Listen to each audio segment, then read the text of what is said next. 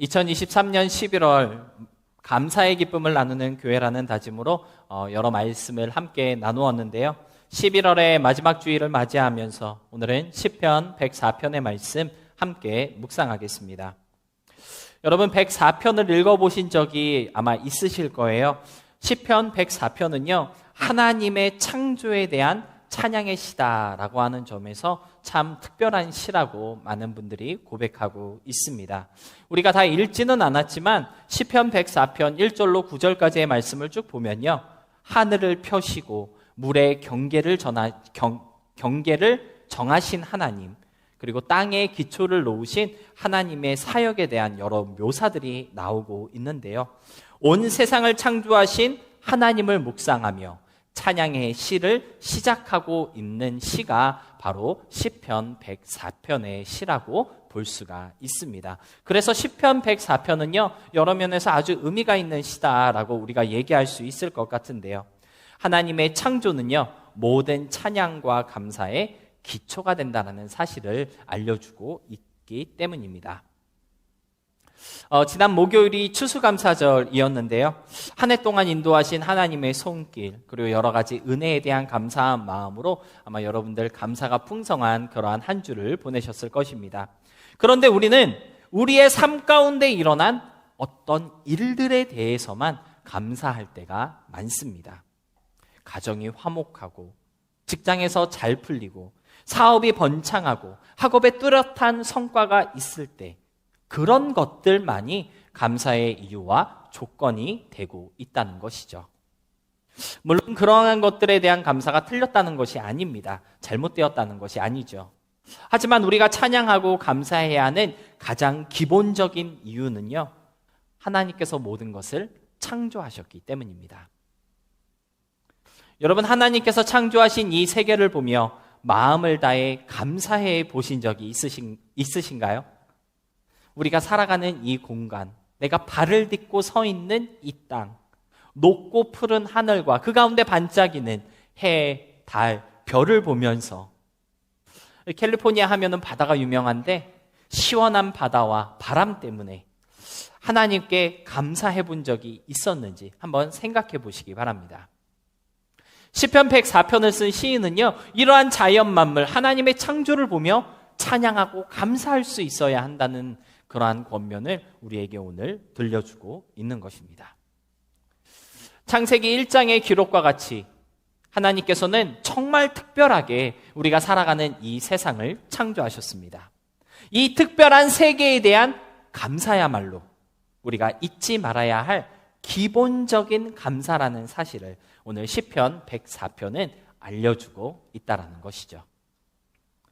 사랑하는 성도 여러분, 가장 기초적이고 기본적인 것에 대한 감사에서부터 진정한 감사의 DNA가 회복될 줄로 믿습니다. 아침에 떠오르는 해를 보며 저녁 하늘의 반짝이를 별을 보면서 이 세계를 창조하신 하나님께, 이 세계를 누리게 하신 하나님께 감사할 수 있는 우리가 될 때 모든 것에 감사할 수 있는 힘을 갖게 된다는 것이죠. 너무나도 소중하지만 너무나도 사소하게 취급하여서 깊이 감사하지 못한 것들이 우리 주위에 얼마나 많이 있는지 모릅니다. 늘 그 자리에 있을 것 같은 가족들 또는 친구들, 아무렇지 않게 누리고 있는 여러분이 살아가고 있는 집이나 자동차, 부족하지 않도록 언제든지 먹을 수 있는 환경과 능력은요, 어떠한 사람들은 가지지 못하고 누리지 못하는 너무나도 특별한 것들임에도 불구하고 우리들은 당연하게 누리며 오히려 그러한 것들이 넘쳐나서 문제인 그러한 상황 속에 살아가고 있습니다. 우리 주위에 우리가 잃어버린 감사들이 얼마나 많은지 깨닫는 우리가 되었으면 좋겠습니다. 그런 의미에서 오늘 본문은 우리에게 우리가 절대로 잊지 말아야 할 중요한 세 가지 감사의 이유가 있다는 사실을 알려주고 있는데요. 오늘 본문이 강조하고 있는 이 세 가지 감사의 이유, 그것이 무엇인지, 누가 그것을 주셨는지, 또 왜 주셨는지를 함께 묵상하면서 더 깊은 감사로 나아가는 이 시간이 될 수 있었으면 좋겠습니다. 첫 번째로 우리가 하기 위해 꼭 기억해야 할 첫 번째 감사의 이유는 포도주다라고 오늘 본문은 우리에게 알려주고 있습니다. 우리 본문 15절 말씀 다 같이 함께 읽어보도록 하겠습니다. 15절의 말씀입니다.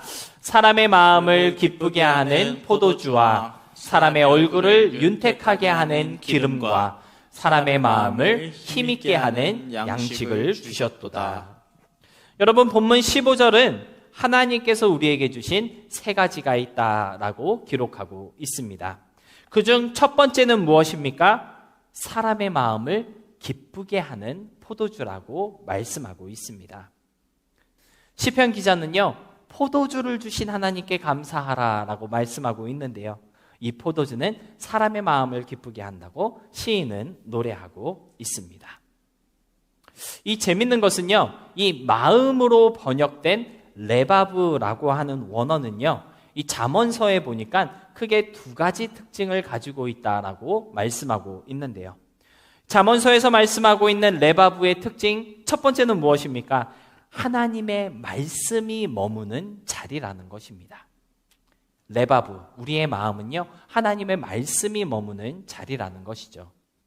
두 번째 특징은 동시에 유혹을 받는 곳이다라고 성경은 말씀하고 있습니다. 잠언 4장 20절로 21절의 말씀인데요. 제가 한번 읽어보도록 하겠습니다. 내 아들아, 내 말에 주의하며 내가 말하는 것에 내 귀를 기울이라. 그것을 내 눈에서 떠나게 하지 말며 내 마음속에 지키라. 잠언 4장은 하나님의 말씀을 마음속에 지키라고 권면하고 있습니다. 사람의 마음은 하나님의 말씀이 머무는 자리라는 사실을 알려주고 있다는 것이죠. 그런가 하면 잠언 6장 25절은 이렇게 말씀하고 있습니다. 내 마음에 그의 아름다움을 탐하지 말며 그의 눈꺼풀에 홀리지 말라. 여기서의 마음은 어떤 곳인가요? 탐하는 자리, 홀리는 곳이라고 잠언은 소개하고 있습니다. 눈에 보기 좋은 것, 아름다운 것에 미혹되는 자리가 어디라는 것입니까? 레바브, 즉 우리의 마음이라는 것입니다. 하나님의 말씀이 머무는 자리임과 동시에 유혹에 넘어가기 쉽고 흔들리며 연약한 곳으로 풀이되고 있는 자리들, 그것이 바로 레바브, 저와 여러분의 마음이다라고 하는 것이죠. 여러분, 여러분의 마음 가운데, 우리의 마음 가운데 하나님의 말씀도 있고요, 세상의 유혹도 가득하다는 것입니까? 가득하다는 것이죠. 여러분의 마음이 그러한 마음 맞습니까? 아니요, 내 마음에는 하나님의 말씀만 들어있습니다. 그러신 분 손 들어보세요. 한 분도 안 드시는 거 보니까 한쪽에는 하나님의 말씀이 있고 한쪽에는 세상의 유혹, 막 홀리는 것에 흔들리는 것이 많은 그러한 마음이 저와 여러분의 마음인 것 같습니다. 이러한 우리의 마음을 잘 표현하고 있는 성경 구절이 있어요. 로마서 7장 23절로 24절인데요. 우리 다 같이 함께 내 마음의 상태라는 마음으로 함께 읽어보도록 하겠습니다. 함께 읽겠습니다. 시작. 내 지체 속에서 한 다른 법이 내 마음의 법과 싸워 내 지체 속에 있는 죄의 법으로 나를 사로잡는 것을 보는도다. 오라, 나는 공고한 사람이로다. 이 사망의 몸에서 누가 나를 건져내랴. 여러분, 하나님의 말씀도 있고 세상의 유혹도 가득한 우리들의 마음이 공고한 곳이다 라고 로마서 7장은 고백하고 있습니다. 우리를 지치게 하고 힘들게 하고 공고하게 하는 이 마음, 평안도 없고 안식도 없고 기쁨이 없는 곳이 어디라고요? 레바브, 우리의 마음이다라고 하는 것이죠. 그런데 중요한 것은 무엇입니까? 바로 그곳에 하나님께서 기쁨을 주신다고 오늘 시편 104편은 노래하고 있는 것입니다.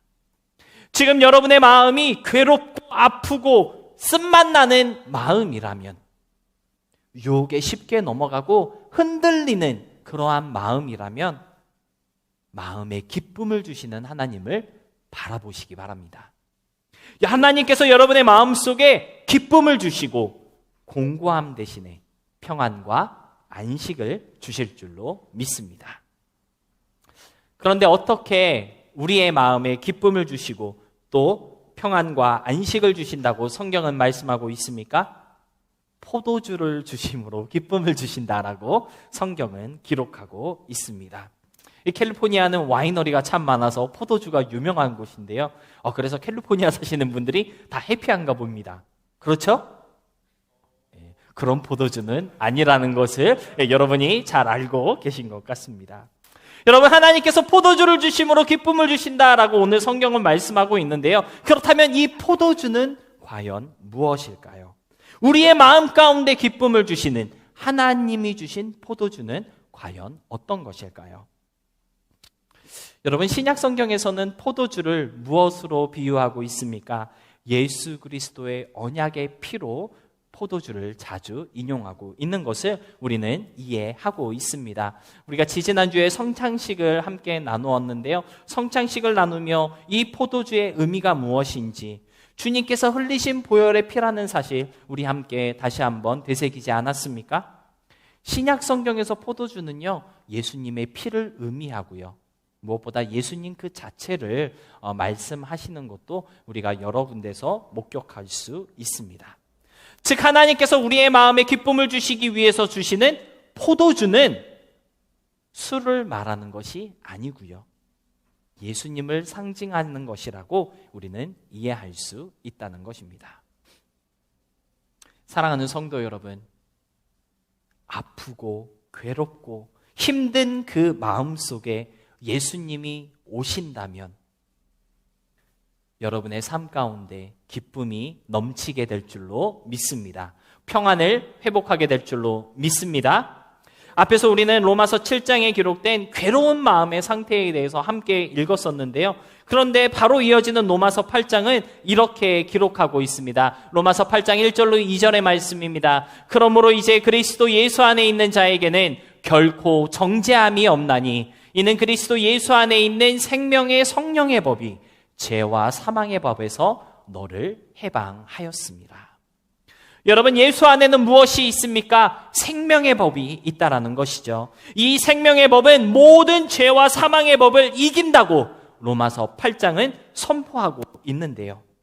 이 예수님께서 우리의 마음 가운데 오실 때에 이 생명의 법, 살게 하시는 법이 우리 마음을 회복해 하시고 살아나게 하신다는 것입니다.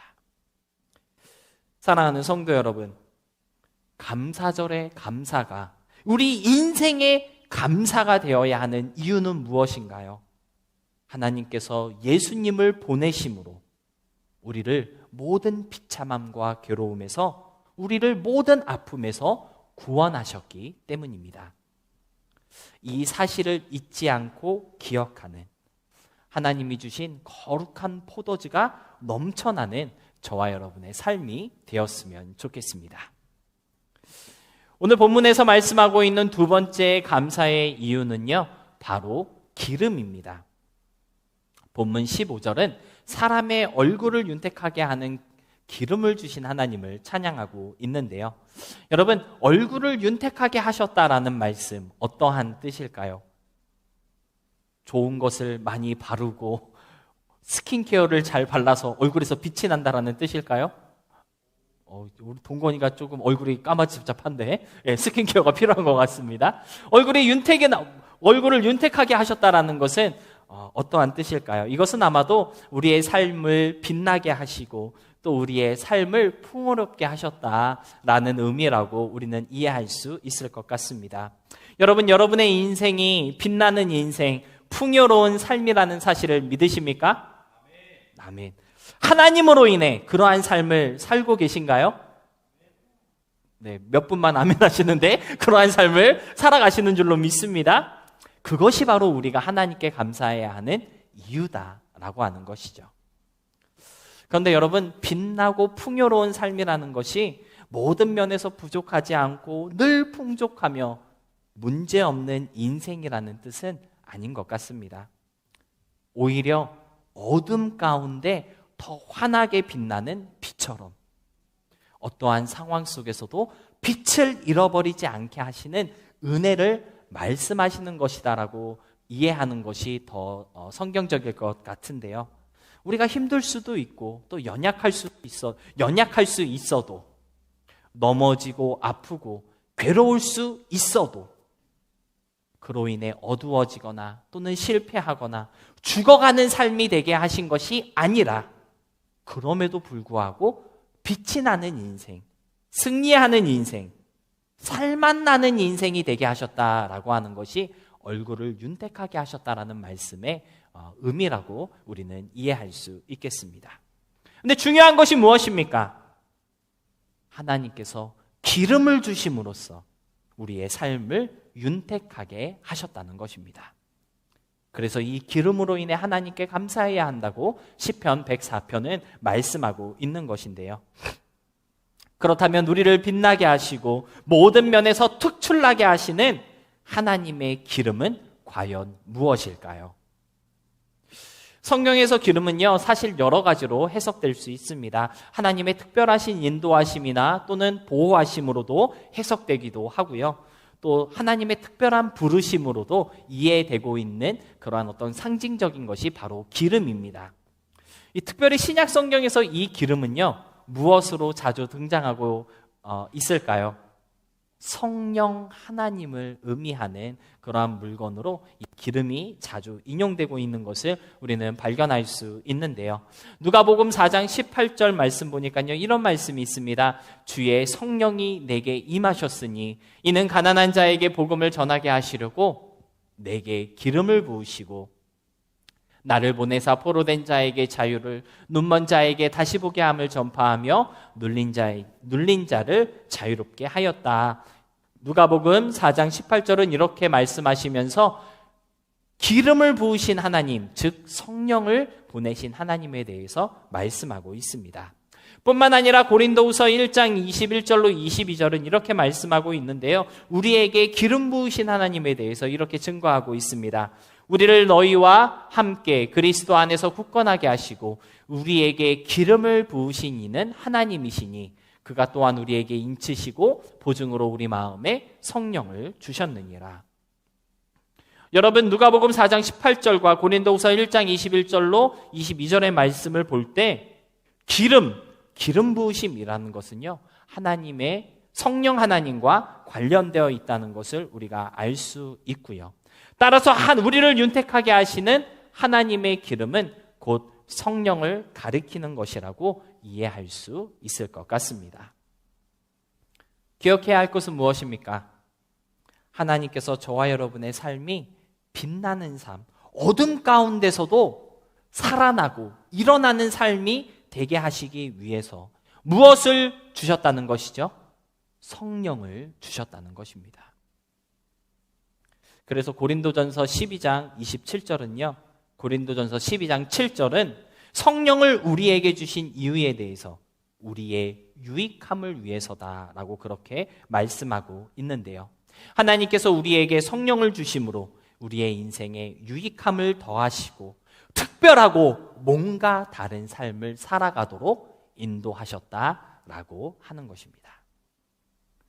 그런데 여러분, 성령 하나님께서 우리의 삶 가운데 임하셨을 때 분명 어떠한 유익함을 우리에게 허락하여 주셨다라고 성경은 증거하고 있는데요. 특별히 어떠한 유익함을 우리에게 허락하여 주신 것일까요? 저는 크게 세 가지의 유익함이 있다라고 생각해 볼 수 있을 것 같은데요. 첫 번째는요, 하나님과 함께 하시는 삶이 되었다라고 우리는 깨달을 수가 있을 것 같습니다. 두 번째는 무엇입니까? 하나님의 능력으로 사는 삶이 되게 하셨고요. 마지막으로 성령의 열매들이 풍성한 삶을 살게 하셨다라고 성경은 알려주고 있습니다. 하나님께서 성령의 기름을 우리에게 부으심으로써 우리의 삶을 유익하게 하셨는데, 먼저는 하나님과 함께하는 삶이 되게 하셨고요. 하나님의 능력으로 사는 삶이 되게 하셨으며, 또 성령의 여러 가지 열매들을 맺게 하심으로써 풍성한 삶을 살게 하셨다는 것입니다. 성령으로 기름 부으신 하나님은 우리가 아주 특별하고 구별되는 삶을 살도록 역사해 주셨다는 것이죠. 그 삶은요, 세상과 비교할 수 없고 세상 사람들이 경험할 수 없는 정말 뭔가 다른 그러한 삶이라는 사실을 오늘 성경은 우리에게 알려주고 있는 것입니다. 얼굴을 윤택하게 했다라는 거예요. 여러분, 얼굴은요, 내 얼굴은 내가 보는 때가 더 많아요? 다른 사람이 볼 때가 더 많아요? 다른 사람이 볼 때가 더 많다는 거예요. 성령의 유익함은요, 내가 느끼고 내가 누릴 때보다 다른 사람들이 알고 깨닫고 다른 사람들이 먼저 고백하게 하는 그러한 유익함을 하나님께서 우리에게 주셨다는 것입니다. 하나님께서 여러분에게 주신 그 성령의 유익함은요, 여러분 스스로가 깨닫고 여러분이 스스로가 고백하는 것도 당연하지만 오히려 다른 사람들이 보게 하시는 유익함이라는 거예요. 우리 이현철 형제님 볼 때 성령 하나님이 함께 하시는 것 같아요. 사람들이 고백하게 된다라는 거죠. 우리 동건이를 볼 때 와, 정말 하나님이 함께 하시는 삶인 것 같아. 보게 한다라는 거예요. 그게 얼굴의 윤택함을 허락하신 것이다라고 하는 것이죠. 여러분, 성령 하나님께서 우리와 함께 하실 때 그러한 삶을 우리가 살아가게 될 줄로 믿습니다. 여러분의 삶을 보는 사람, 여러분을 보는 사람들이 성령과 동행하고 있음을, 하나님의 사랑이 머물고 있음을 고백하게 된다라고 하는 것이죠. 그러한 인생을 살아가는 사람들의 삶에 대해서 우리 아까 교동문으로도 함께 고백하였지만 고린도후서 4장 8절로 9절 그리고 16절은요 이렇게 고백하고 있습니다. 우리 다시 한번 믿음으로 고백하도록 하겠습니다. 함께 읽겠습니다. 우리가 사방으로 우겨쌈을 당하여도 쌓이지 아니하며 답답한 일을 당하여도 낙심하지 아니하며 박해를 받아도 버림받지 아니하며 거꾸러뜨림을 당하여도 망하지 아니하고 16절입니다. 그러므로 우리가 낙심하지 아니하노니 우리의 겉사람은 낡아지나 우리의 속사람은 날로 새로워지도다. 여러분, 성령께서 인도하시는 삶은 어떠한 삶입니까? 우겨쌈을 당하여도 피할 길이 있는 인생이라는 것입니다. 답답한 일을 당하여도 낙심할 수 없는 삶, 박해를 받고 거꾸러뜨림을 당하여도 절대 망하지 않는 삶이 바로 하나님께서 윤택하게 하신 기름 부음 받은 자의 삶이라고 성경은 말씀하고 있는 것입니다. 겉으로는 낡아지는 것 같고요, 겉으로는 뭔가 손해보는 것 같고, 겉으로는 뭔가 계속 후퇴하는 것 같지만, 그러나 우리의 속사람은 날로 새로워지는 인생, 하나님께서 밝게 빛나게 하신 성령의 사람들의 삶이라는 사실을 여러분 기억하시고요. 오늘도 기름 부으심으로 우리를 인도하시고 윤택하게 하신 그 하나님을 찬양할 수 있는 우리가 될 수 있어야 하겠고요. 또 그 하나님에 대한 감사가 날로 더욱 깊어지고 귀해질 수 있는 저와 여러분의 삶이 될 수 있었으면 좋겠습니다. 말씀을 정리하겠습니다. 마지막으로 오늘 본문은요, 마음을 힘있게 하는 양식을 주신 하나님께 감사하라고 우리를 권면하고 있습니다. 여러분, 우리의 육신은요, 음식을 먹음으로써 힘을 얻습니다. 그렇다면 우리의 마음은 무엇에서부터 힘을 얻을 수 있을까요? 우리를 힘있게 하시는 하나님이 주시는 양식은 과연 무엇일까요?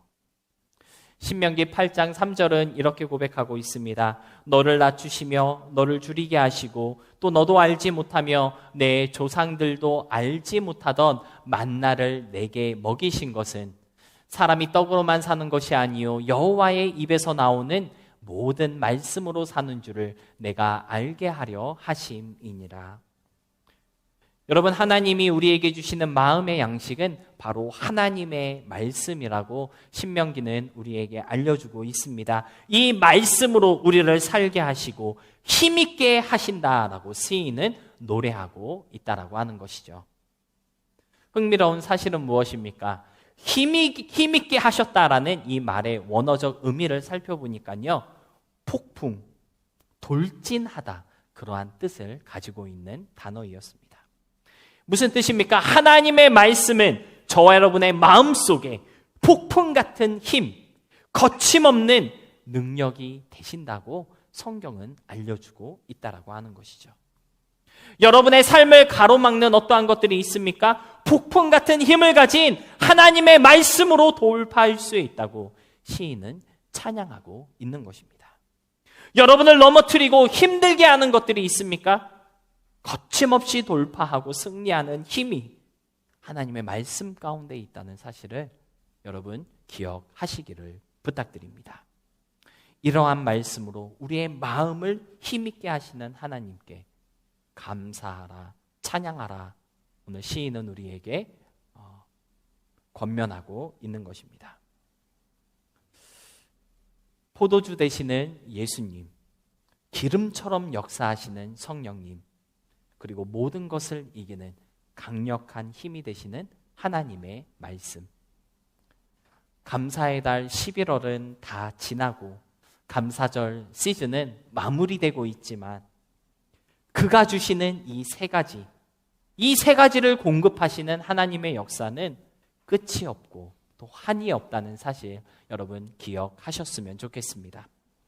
이 세 가지를 허락하신 하나님께 계속되는 감사와 찬양을 올려드리는 저와 여러분의 삶이 될 수 있었으면 좋겠고요. 그로 인한 참된 기쁨과 평안이 우리의 삶을 통해 전파되고 나누어지는 역사가 일어날 수 있게 되었으면 좋겠습니다. 끝으로 말씀을 정리하면서 우리 로마서의 말씀 함께 나누었으면 좋겠는데요. 로마서 8장 32절의 말씀 함께 나누며 설교를 마치겠습니다. 로마서 8장 32절의 말씀입니다. 우리 함께 고백하겠습니다. 자기 아들을 아끼지 아니하시고 우리 모든 사람을 위하여 내주시니까 어찌 그 아들과 함께 모든 것을 우리에게 주시지 아니하겠느냐. 여러분, 하나님께서는 포도주 대신 예수님을 우리에게 주셨습니다. 예수님을 주신 하나님께서는 그 아들과 함께 모든 것을 우리에게 주시는 하나님이시라고 로마서 8장은 말씀하고 있습니다.